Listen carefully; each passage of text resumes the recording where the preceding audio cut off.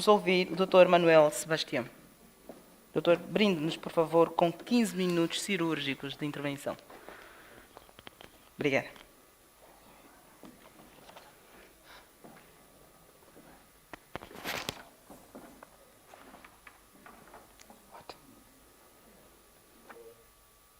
Não está ligado? Não está ligado o microfone? Acho que agora sim. Muito obrigado mais uma vez. Prezado administrador da AGT, membros e órgãos sociais da Ordem dos Contabilistas e Peritos Contabilistas que cá se fazem presentes, instituições administrativas como principal realce a Polícia Fiscal, membros no geral e ainda todos os internautas, nós gostaríamos também contribuir em nome da OCPCA para mais um dos temas, os novos desafios dos direitos, liberdades e garantias dos contribuintes, pelo que continuamos a aguardar então pela abertura do sinal. Mas começar por dizer que desde sempre houve este conflito entre o Estado como pessoa e as pessoas coletivas e singulares do outro lado, onde por norma e por natureza tem aqui, sim. Ok, agora sim. Pois onde o Estado, por natureza, e fazendo recurso ao seu poder, à sua força, não é, viu-se também na obrigação de criar garantias de liberdade e direitos dos contribuintes, se não mesmo das pessoas singulares. E nós podemos constatar isso já a partir do preâmbulo da Constituição, quando remete-nos ao facto de que este projeto, oriundo já da Constituição de 1991, em que o constitucionador abordava, na altura, a democracia multipartidária, as garantias, direitos e liberdades fundamentais do cidadão e ainda o sistema econômico de mercado, já aí era chamado, ou seja, já se verificava, a partir daquele momento, a necessidade, não é, do respeito aos direitos, liberdades e garantias fundamentais. É assim que ainda no preâmbulo legislador, o constitucionador traz um conjunto de elementos a serem tidos como traves mestras para uma Angola concisa, uma Angola melhor, né? O respeito e garantia dos direitos e liberdades fundamentais do ser humano. E, portanto, este é o tema a que somos chamados para falarmos hoje, e que no artigo 89 da Constituição, mais uma vez o constitucionador vem então aí nos reforçar. Portanto, falar do tema é falar fundamentalmente das garantias dos contribuintes, e nós entendemos garantias dos contribuintes como sendo meios criados pela ordem jurídica com a finalidade de evitar ou sancionar a violação dos direitos objetivos e ofensas dos direitos subjetivos ou ainda de interesses legítimos dos particulares face à administração tributária. E nós verificamos que vamos aqui em busca de 3 elementos fundamentais. Temos aqui a ordem jurídica, que podemos entender como sendo conjunto, não é, de normas, de diplomas legais, que vem então regular o comportamento humano. Temos aqui o direito objetivo, que buscamos a lei como tal, e numa terceira seção o direito subjetivo, que está então relacionado, não é, às partes, não é? Ou seja, a particularidade que estará então a existir entre as partes. De uma forma muito genérica, as garantias são os meios de defesa dos particulares contra a administração pública. Ou ainda as garantias são a salvaguarda dos direitos das pessoas. E este direito é importante, fundamentalmente, quando se trata de impostos. Quando se trata de uma matéria de impostos em que somos chamados a contribuir com os recursos que saem do nosso próprio bolso para contribuir, né, para o país. É assim que certas pessoas também definiram, e estamos aqui a buscar Dr. Paulino dos Santos, como, por direitos e garantias fundamentais, entende-se como sendo os princípios absolutos relativos, positivados para assegurar os seres humanos o estatuto de indivíduos de direito.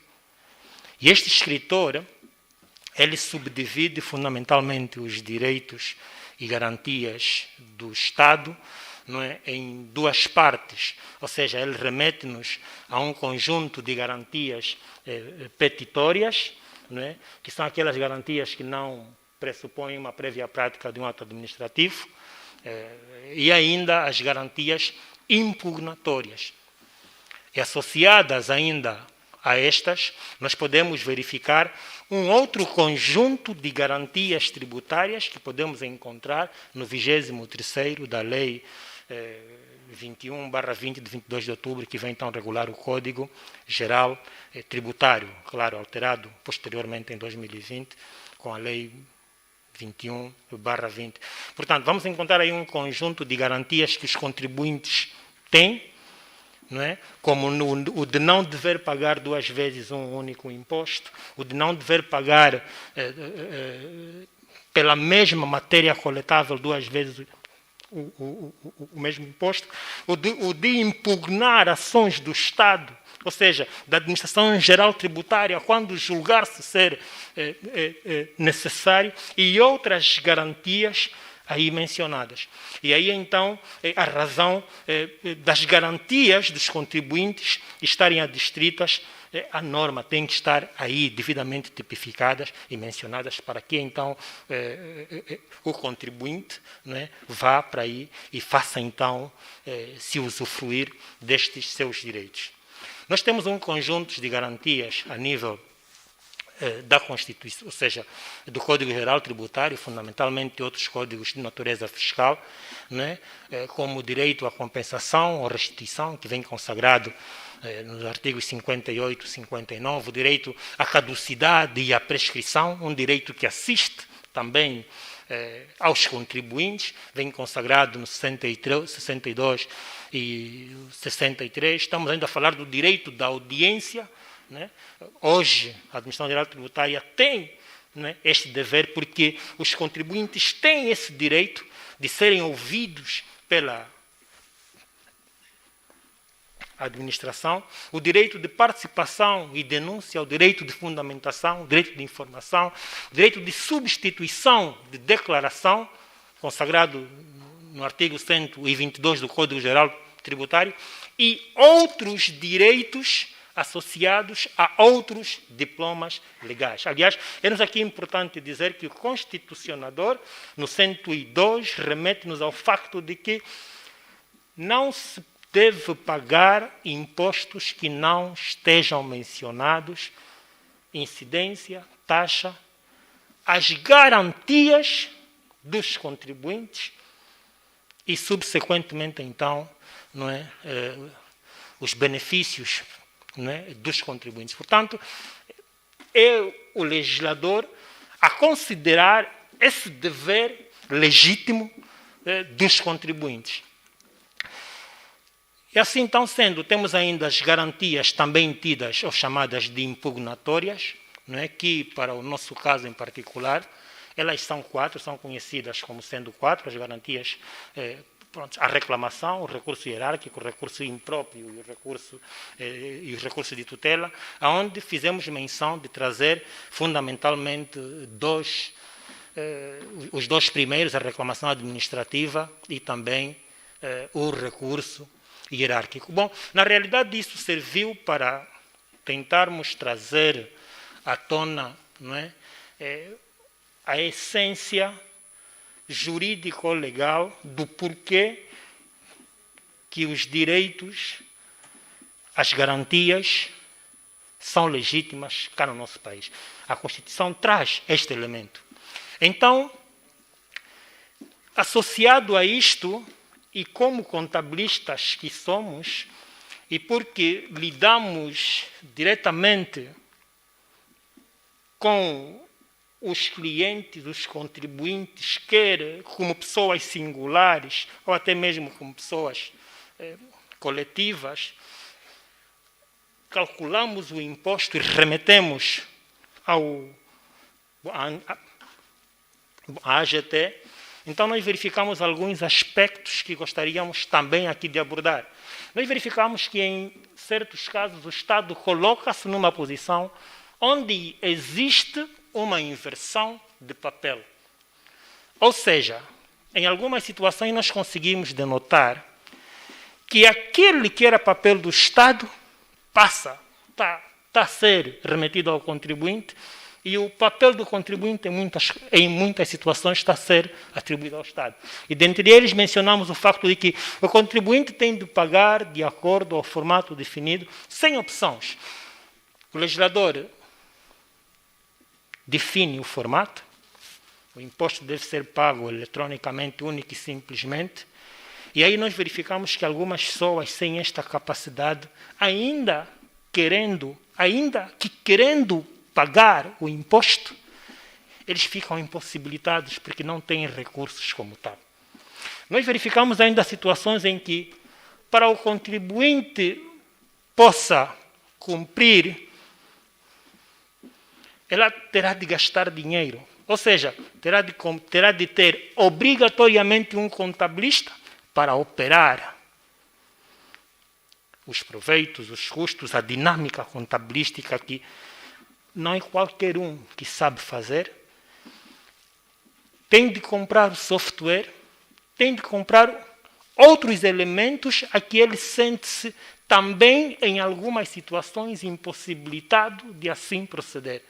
E sentimos que aqui fere-se, aqui até certo ponto, os direitos, liberdades e até mesmo garantias dos contribuintes.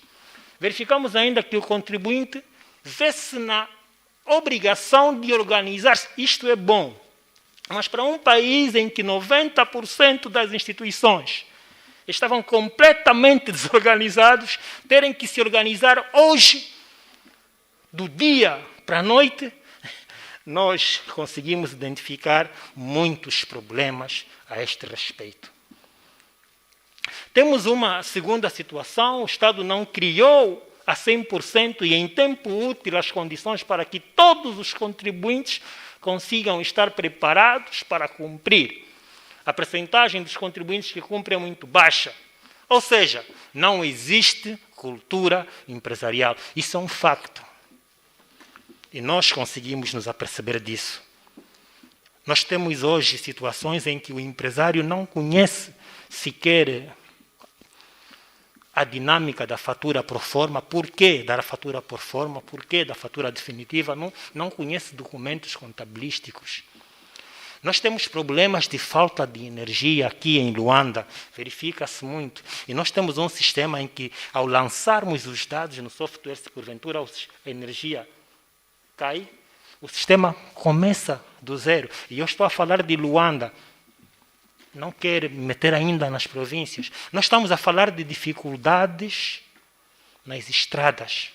Nós estamos a falar de um conjunto de elementos de pessoas coletivas e singulares estrangeiras que até certo ponto produzem, fazem,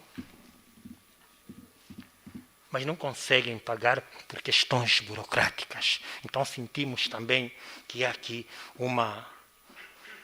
Angola pretende atingir em menos de 5 anos um estágio que outros países conseguiram em mais de 30 anos. Nós estamos a forçar a barra, está-se a forçar. Estamos a conseguir, estamos sim. Temos dados bonitos? Temos sim, senhora, dados bonitos. Nós vimos na apresentação, o IVA saiu de 18 mil milhões, foi depois para... Agora estamos no meio, já estamos em cerca de 50% do mês passado, o que significa dizer que estamos a subir. Mas estamos a subir na recolha dos impostos. Mas há que ter em atenção que no outro lado nós podemos estar a cair. Portanto, vamos para o ponto 4 antes que sejamos chamados não é? O Estado deveria criar mecanismos específicos de identificação de infratores e não com agravamento de multas e juros. Nós sentimos, também como contabilistas, que em muitos casos as multas e os juros são chamados para organizar, ou seja, para identificar infratores, quando não é este o real papel das multas e dos juros. Não se consegue perceber multas de 50%. Não se consegue perceber um conjunto de elementos que as multas e os juros, a que são chamadas multas e os juros, para acudirem questões dos contribuintes. Então, nós sentimos que há aqui, de facto, como garantir, então, os direitos e liberdades dos cidadãos, tendo em conta leis desajustadas, um país com mais de 1.245.900 km² de superfície, um país sem energia e água, um país sem cultura empresarial, um país com uma elevada tendência de deixar andar. Quais os desafios? Como garantir os direitos e liberdades dos cidadãos, não é? Nessa ótica? Nós percebemos o braço, a responsabilidade que a AGT tem. E nós gostaríamos também de contribuir para não trazermos apenas problemas. Primeiro, criar um sistema de tributação simples, sem as mais de 200 contas contabilísticas que agora são necessárias, apenas para fazer um reporting a pagar. Nós temos um decreto presidencial, o 180/19, que vem regular a forma como o IVA deve ser processado pesados. Durante muito tempo fui o diretor da Academia da Ordem dos Contabilistas e nós temos contabilistas que passaram da primeira formação, foram para a segunda, não conseguiram. É fumo. É fumo, de facto. Então, se nós que somos contabilistas, que estudamos para isso, estamos a sentir essa dificuldade, imaginamos quem não é contabilista. Portanto, esta é uma das nossas grandes... Criar um sistema de tributação simples. Criar um API do Estado que seja disponibilizado pelo Estado, free on charge, de forma a que todas as empresas de software só tenham que conformar com ela. E nós temos este know. Se entrarmos em contato, nós conseguimos desenvolver isso. Criar um dispositivo de impressão de faturas simples, como que foi criado na Hungria e que funciona a 12 volts, de painel solar, para que não haja desculpas de energia para fazer fatura. Nós temos capacidade para fazer isso. Aliás, em casa nós já conseguimos pagar energia com estas. Nós temos capacidade para fazer isso. Quais são as possíveis soluções? Revogar ou alterar as alíneas 2 e 3 do artigo 4, regras de autofaturação, decreto presidencial número X, não é isso?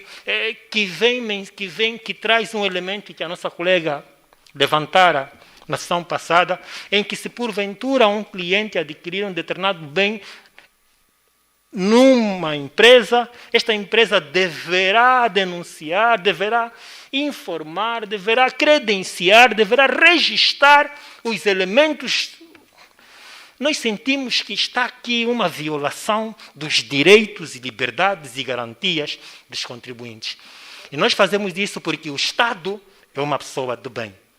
Sendo o Estado uma pessoa de bem, nós gostaríamos de terminar aqui. Muito obrigado.